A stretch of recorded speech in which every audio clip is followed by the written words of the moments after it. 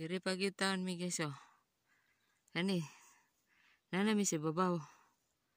Layo pa jud lakaw mi. Wa pa jud nakaabot sa asa na dapit i-chicken. Ang ila ang number. Naara jud mi diri sa babaw pa. Ayan ulusokon kayo guys. Ginoo ko Lord. Oh, mga banat ora dito. Yan mo ni bukid sa Norway guys. Yan, bukid pa more. Yan, maraming mga elg ani ba mawitag iya. Parang moose. Parang moose guys. Agoy Ginoo ko Lord. Maraming bukid. Ayan bundok dito guys oh. Ang haba.